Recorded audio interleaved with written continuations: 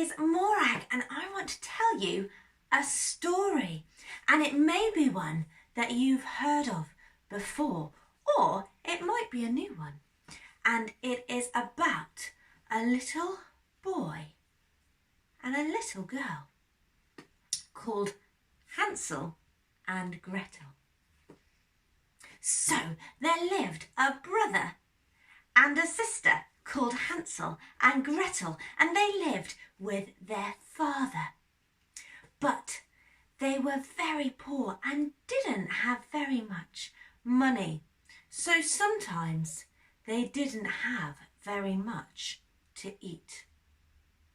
One day their father became ill and couldn't go and chop up the wood for the fire like he normally did.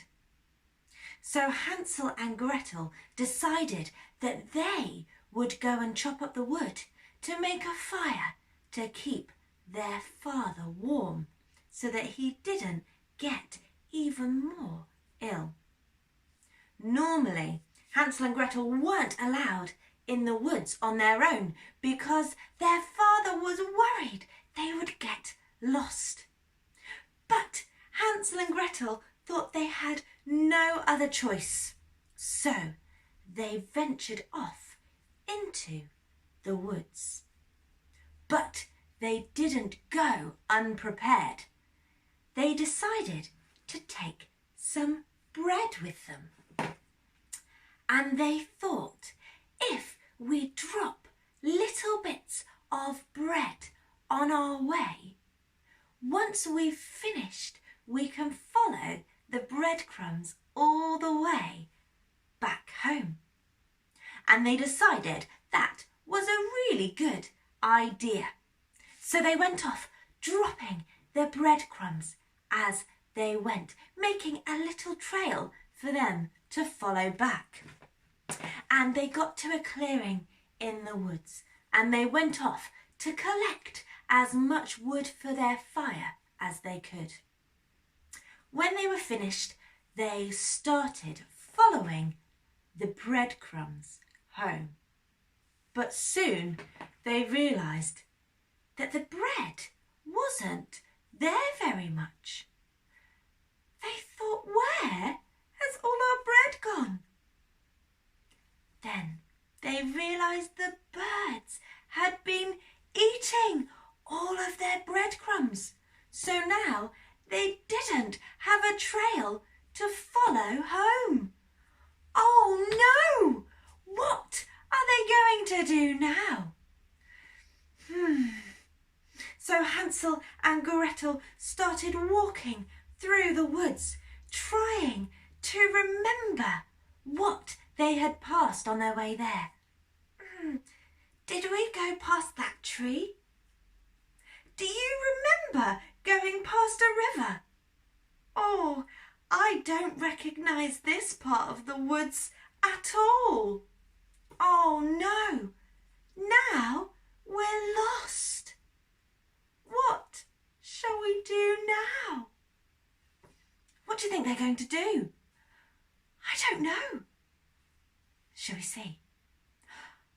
Now, because the birds had eaten all of their breadcrumbs, they thought maybe the birds will help us find our way home. So they looked up to where the birds were, and they listened to see if they could hear the birds tweeting. And soon they saw a little crowd of birds all flying in the same direction. They thought, let's follow those birds and hopefully it will lead us home. So they started following the birds. But it didn't lead them home. It led them to a very different house in the woods. And when they got a bit closer, Hansel and Gretel realised that this house wasn't made of bricks and wood like their normal houses. It was made of sweets and gingerbread and sugar. It looked amazing. All of these different sweets. I've got some different sweets here that maybe had some lollipops on it, or some little chewy bars. Maybe there is even some sherbet in it, or possibly some candy canes. Yummy. What's your favourite sweet? I love candy canes. And I think sometimes we only have them at Christmas, but I wish we could have them all year round because they are my favourite. Well, this house had all of their favourite sweets, and Hansel and Gretel were so hungry. They thought maybe if we just have a little nibble of the house, we'll feel better. So that's what they did. They had a little nibble of the gingerbread. Maybe there was a bit of candy floss and all of the yummy sweets. But they hadn't been there long when they heard someone coming. They heard the door open, creak, and they saw an old lady come out of the house. Are you ready?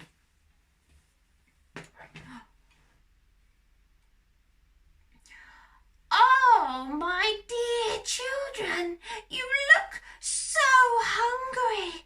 Why don't you come inside and you can eat as many sweets as you like, said the old lady.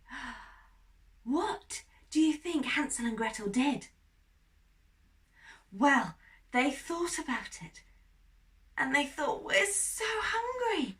Maybe we should go inside with the old lady. So that's what they did. They went inside. Oh, come in, my dears. Come inside. There's plenty of sweets for you inside my house. And as soon as they had gotten into the house, the door slammed behind them. And as they turned round, they realised the old woman was not an old woman, but a witch. And she locked the door behind them. And they also realised that there weren't lots of sweets in the house at all. But there was lots of treasure. But before they could think of anything else, the witch scooped Hansel up and put him in a cage and said, I'm going to eat you for my dinner. And then she turned to Gretel and she said, you, my dear, you will be my slave. You'll do my cooking and my cleaning and my laundry. Oh dear, this witch isn't very nice at all, is she? No. So she turned to Hansel in his cage and she said, stick out your finger, little boy. I want to see if you're plump enough for me to eat. So Hansel stuck out his finger and the witch gave it a bit of a squeeze and a prod. And she went, oh, you're a little bit skinny. I'm going to need to feed you and make you nice and plump for my dinner. Oh no, poor Hansel, poor Gretel.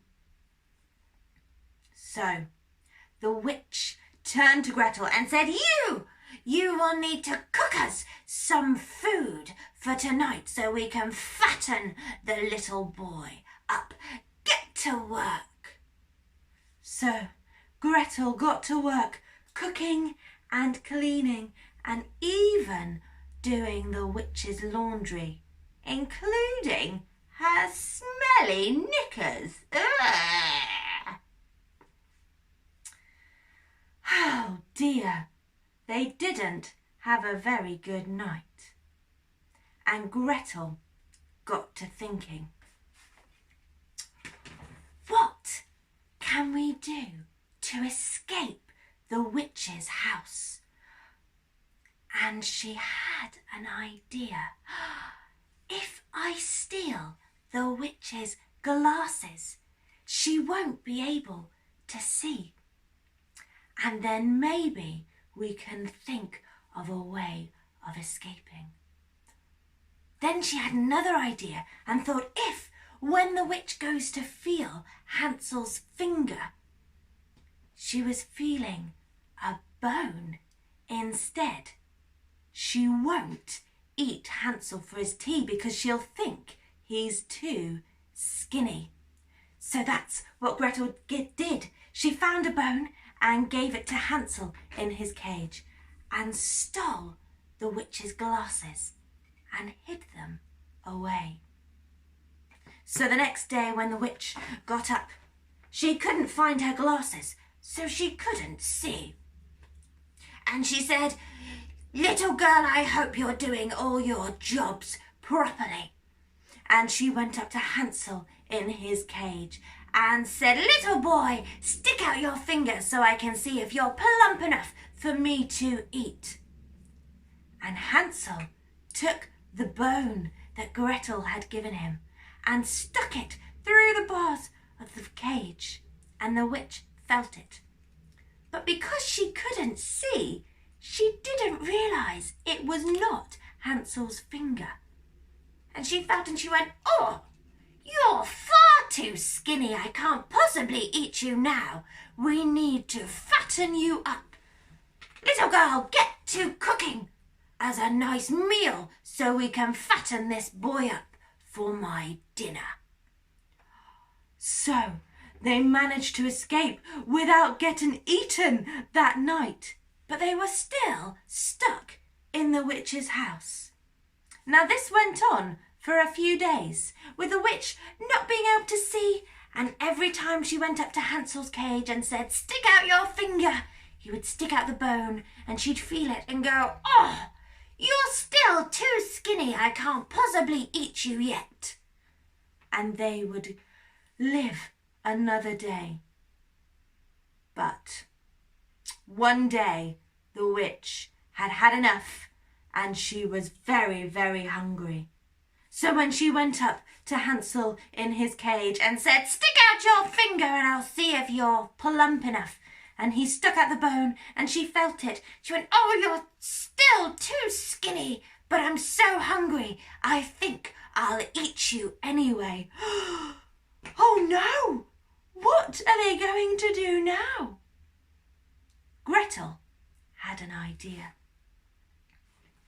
The witch said to Gretel, "Go and light up the stove, ready to cook the little boy." And that's when Gretel had her idea. She's very cunning, is Gretel, and she thought, "I know, I'll pretend that I don't know how to light the stove, and the witch will have to help me." Shall we see what happens? Gretel said, "I don't know how to light the stove. You'll have to help me." And the witch said, "Oh, you silly girl. You silly girl, it's not hard at all."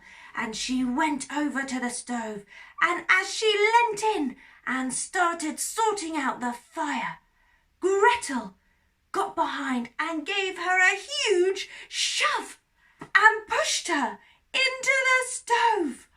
Oh my goodness me. And she shut the door and she put the latch across as quickly as she could. There was no way the witch was getting out of there. And then Gretel quickly unlocked Hansel's cage, got him out, and they had a huge hug.